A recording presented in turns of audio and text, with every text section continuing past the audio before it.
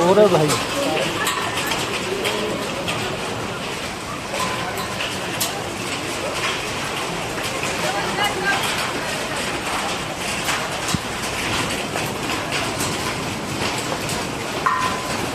screen पे ना cut जाके